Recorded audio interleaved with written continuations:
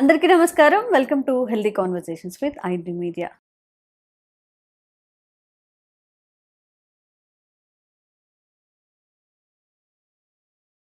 నేను మీ ఝాన్సీ. ఈరోజు నేను ఆంజనేయ రాజు గారితో ఉన్నాను, ట్రెడిషనల్ హీలర్ ఇంకా హెర్బలిస్ట్. చాలామందికి కంటి చూపు సమస్యలు, కొంతమందికి దగ్గరగా ఉండేవి కనిపించవు, కొంతమందికి దూరంగా ఉండేవి కనిపించవు. ఇది కామన్గా వచ్చే ప్రాబ్లమ్స్ అనమాట. కానీ చిన్న ఏజ్లోనే కంటి చూపు మందగించడం, కంటికి సంబంధించిన చాలా రకాల ఇబ్బందుల్ని ఫేస్ చేస్తూ ఉంటారు. మరి మన కంటి ఆరోగ్యం బాగుండాలి అంటే ఏం చేయాలో తెలుసుకుందాము. నమస్తే సార్. నమస్తే. ఒక 50 ఏళ్ల వాళ్ళలో అమ్మమ్మలు ఉన్నప్పుడు ఇంట్లో వాళ్ళు చక్కగా బియ్యంలో రాళ్ళన్నీ ఏరేస్తూ ఉంటారు, చక్కగా టీవీ చూస్తూ ఉంటారు, మహా అయితే ఒక స్పెట్స్ పెట్టుకుంటూ ఉంటారు.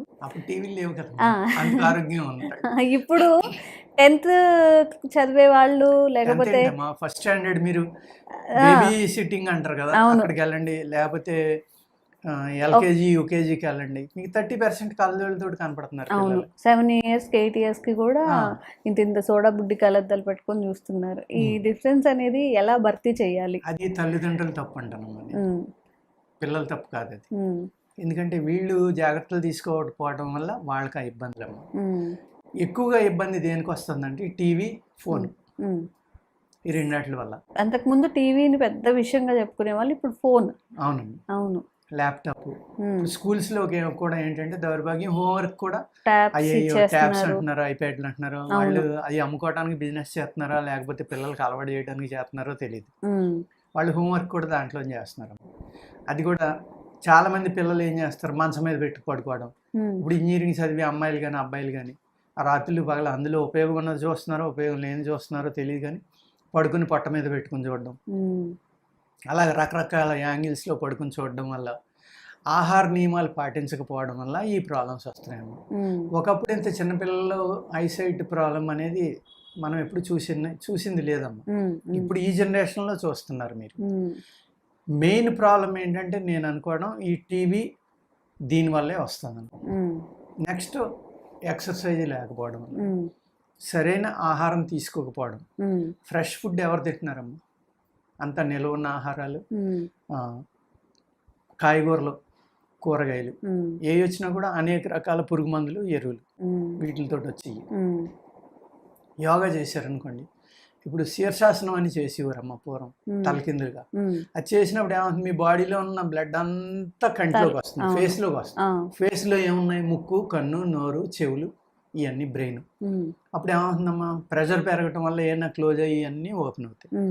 అలాగే ఎక్సర్సైజ్, కంటికి కూడా ఎక్సర్సైజులు, మనం ఈ పక్కకి పైకి కిందకి చూడడం, ఇలాగా క్లాక్ యాంటీ క్లాక్ వైజ్ తిప్పడం, క్లాక్ వైజ్ తిప్పడం, ఇలాగనమాట. ఇలాగ తిప్పుతా వాటిని మనం తిన్న తర్వాత, ఆహారం తిన్న తర్వాత చేతులు కడుక్కుంటున్నాం అమ్మ. ఆ చేతులు పూర్వం ఎలా కడుక్కునేవారు, మామూలుగా కడుక్కునేవారు, లేకపోతే మరీ ఏదైనా ఎన్వి తింటా జిడ్డున్నా కాస్త మట్టి రాసుకునో బూడి రాసుకునో కడుక్కునేవారు. కడుక్కున్న తర్వాత ఆ చేతులతోటి కళ్ళు ఇలా తుడుచుకోమని ఆయుర్వేద శాస్త్రంలో చెప్తారమ్మ. అలా తుడుచుకోవడం వల్ల కంటి వ్యాధులు రావు. ఏంటి, తిన్న తర్వాత కడుక్కున్నాక జస్ట్ కళ్ళు తుడుచుకోమంటారు. అది అప్పుడు చేతులు కూడా ఎలా కడుక్కునేవారు, చక్కగా నీళ్లు ఒకళ్ళు పోస్తూ ఉంటే 2 చేతులతోటి కడుక్కునేవారు. ఇలా ఈ చెయ్యి ఒకటి ఇలా కడగడం అలా ఉంది. ఇప్పుడు మనం ఏం చేస్తున్నాం, సింక్ దగ్గరికి వెళ్ళి టక్మని సబ్బు తీసుకోవడం, రాసుకోవడం.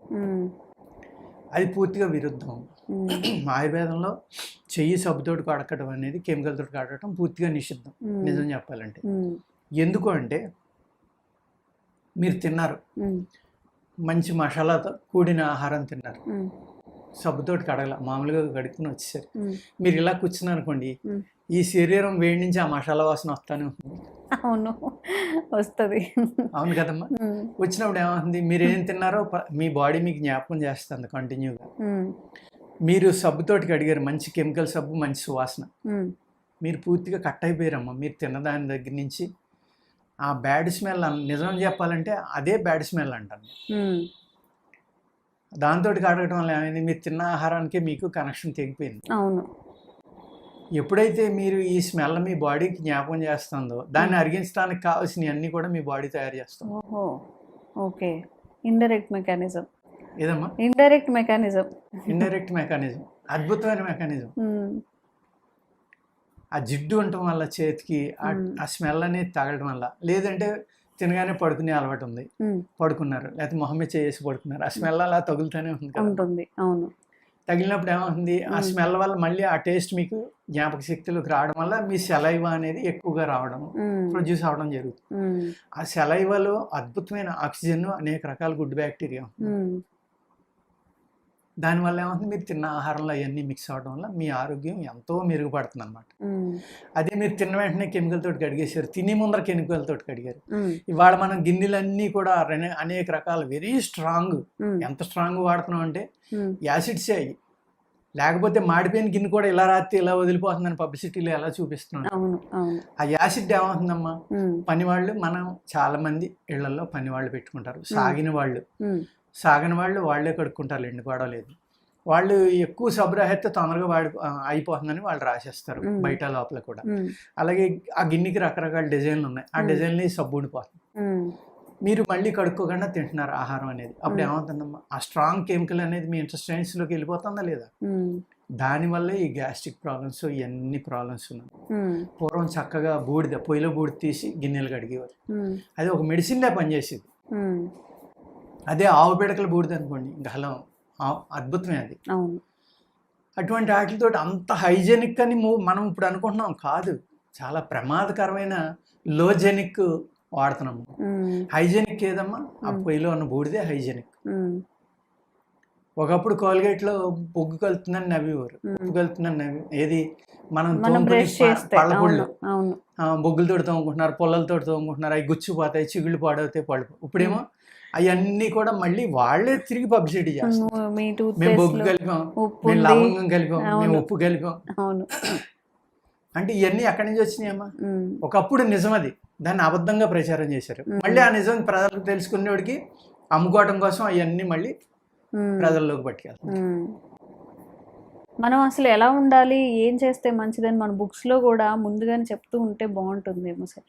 ఏం తినాలి, ఎలా తినాలి, మంచిదమ్మా. ఇప్పుడు ఆహారం తింటున్నాం మనం, ఆహారం ఏమని రాస్తారు ఆయుర్వేదంలో, 50% సాలిడ్ తినాలి, 25% వాటర్ కానీ లిక్విడ్స్ కానీ తీసుకోవాలి, 25% గాలి కోసం ఖాళీగా వదిలేయాలి. మనం ఏం చేస్తున్నామమ్మా, 100% సాలిడ్ తింటున్నాం, 25% ఎక్స్ట్రా జ్యూసులు పెడుతున్నాం, ఇంకా 25% ఆక్సిజన్ ఖాళీ ఎక్కడ ఉంది అక్కడ. అందుకే ఇన్ని రకాల జబ్బులు.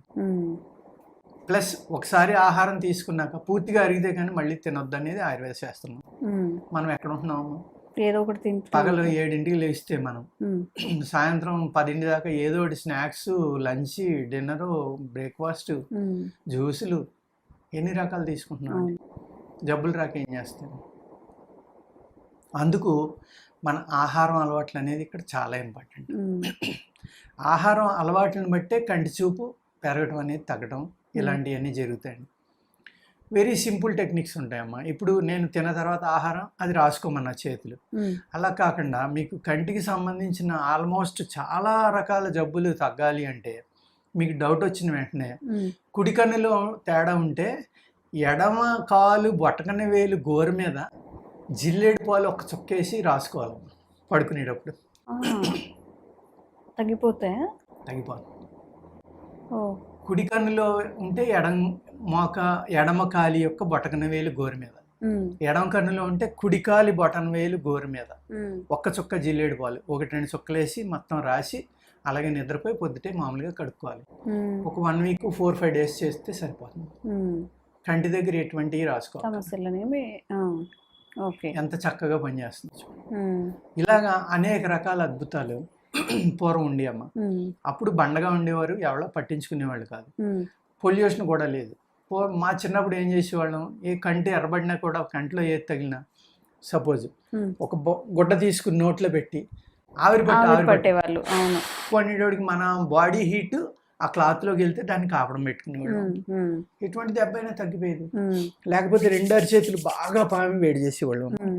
కంటి కొలకల్లో కురుపులు అంటారు, కంటి రెప్ప చివరిని కురుపులు వస్తాయమ్మా, ఆ కురుపులు తగ్గాయి కాదు, చాలా ఇబ్బంది పెట్టేసి వాటికి ఏం చేసేవాళ్ళం, అస్తమానం ఇలా పాముకోవటం, వేడిగా కాపడం పెట్టి అలాగే ఓ రోజంతా చేసేటోడికి నెక్స్ట్ 1 అవర్లో తగ్గిపోయామ్మా, ఈవినింగ్కి కంప్లీట్ క్యూర్.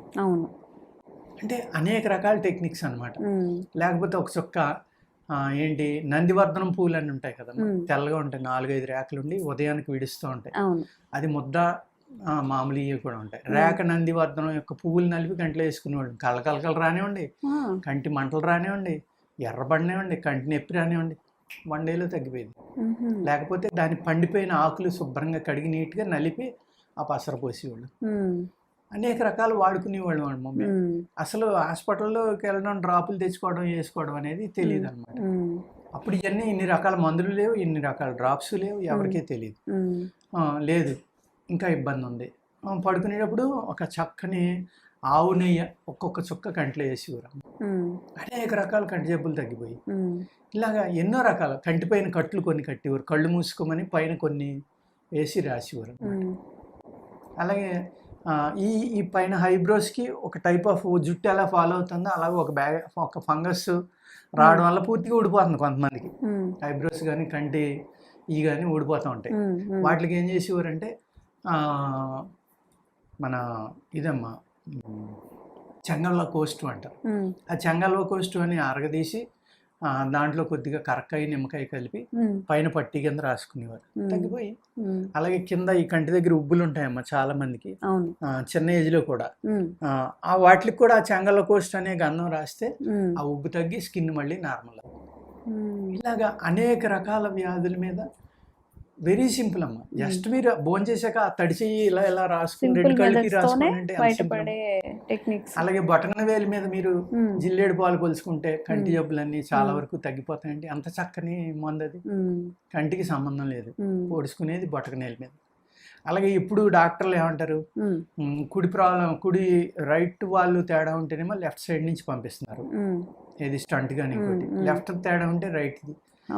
ఇది మరి పూర్వం మరి ఏ సైన్స్ లేకుండా వీళ్ళు ఎలాగ చెప్పగలిగారు? అంతే కదా.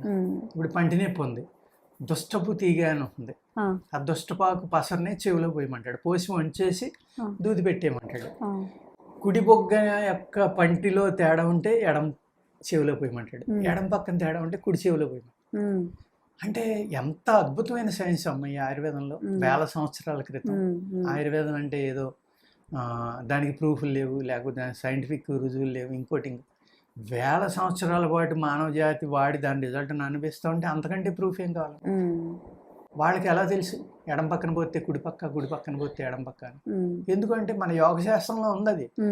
ఈడా పింగళ నాడులనే ఇలా ఇలా నడుస్తూ వెళ్తాయి, మనకి వెళ్ళి ఆజ్ఞాచక్రం దగ్గరికి వచ్చాక 2 కలుస్తాయి. అవి ఎక్కడి నుంచి ఎలా వెళ్తున్నాయి, ఏ భాగంలో ఈ 2 కలుసుకుని, సపోజ్ ఎడం పక్కన ఉన్న నాడి కుడి పక్కకు వచ్చి మళ్ళీ ఎడం పక్క వచ్చి మళ్ళీ కుడి పక్కే, అంటే షట్చక్రాల్లో ఎక్కడ ఈ తిరుగుతూ వెళ్తుంది. దాన్ని బట్టి ఆ ఏరియాలో ఉన్న పార్ట్లకి ఈ నరం ద్వారా బ్లడ్ వెళ్తుంది. అంతే కదా. చిన్న చిన్న సింపుల్ మెథడ్స్తో తగ్గించుకునేవి ఇప్పుడు మనం అవి కూడా పాటించలేక చిన్నపిల్లల్లో స్పెట్స్ కానివ్వండి, అవునండి, లాంగ్ సైట్ ఏదైనా కానీ 10 years వాళ్ళకి కూడా సైట్ ఉంది, సరిగా కనిపించదు, స్పెట్స్ పెట్టుకుంటేనే రాయగలరు, చదవగలరు, ఏదైనా చూడగలరు. ఒకటమ్మా టీవీ నుంచి ఫోన్ నుంచి దూరంగా పెట్టడం, పిల్లలకు వ్యాయామం అనేది చేయించడం. అలాగే కంటి వ్యాధులు రాకుండా ఉండాలి, కంటికి ఉపయోగకరమైన అనేక ఫుడ్స్ ఉంటున్నాయి కదమ్మా. బ్రౌన్ రైస్ అని, బొబ్బాసికాయ అని, ఇలాగ అనేక రకాలు ఉన్నాయి. ఆ ఏ విటమిన్ తింటే ఏ కాయలో ఉంది, ఏ తింటే కాస్త ఉపయోగపడుతుంది అనేటప్పుడు మళ్ళీ అక్కడ కూడా భూమిని పాడు చేసాం తప్ప అక్కడ కూడా ఉండట్లా. అట్లీస్ట్ సప్లిమెంట్స్ ఇవ్వడం పిల్లలకి, ఆ కంటి వ్యాయామం చేయించడం, వాళ్ళకి ఇలాంటివి చేస్తే కూడా ఆ జబ్బు రాకుండా ఉంటుందమ్మా. దాని నుంచి జాగ్రత్త తీసుకోవాలి. అలాగే. సో కంటి వ్యాధులు ఉన్నప్పుడు బోలెడన్ని మీకు చాలా వాల్యుబుల్ ఇన్ఫర్మేషన్ అయితే ఈ వీడియోలో ఇవ్వడం జరిగింది. మీకు ఎలాంటి కంటి సమస్యలు ఉన్నాయో దానికి తగ్గిన ఆ టిప్ని అయితే మీరు తప్పకుండా యూస్ చేసుకోవచ్చు. అండ్ ఇంకెలాంటి సమస్యలు ఉన్నా కానీ కామెంట్ చేయండి, తప్పకుండా వీడియో చేసే ప్రయత్నం చేస్తాం. Thank you so much. నమస్కారం. And for more videos, please subscribe to iDream. Please subscribe to iDream. Please subscribe iDream. And please subscribe to iDream. For more videos, subscribe to iDream. please like, share and subscribe to the channel. Congratulations, iDream. Subscribe to iDream. Subscribe to iDream. So subscribe to iDream Media. iDream ki iDream team andarki huge congratulations. Please subscribe iDream Media. Please subscribe to iDream. Subscribe iDream. Please subscribe to iDream. I dream అంటే నా కళల ఛానల్ను subscribe చేసుకున్న నోరు తిరుగుతలేదు, మీరైతే గంట గుర్తు కొట్టండి. For more such videos, please subscribe to iDream. Subscribe to iDream. Please subscribe to iDream. Please subscribe iDream Media. Please do subscribe to iDream. Please subscribe to iDream Media. For best entertainment and information, please subscribe iDream. And don't forget to subscribe to iDream.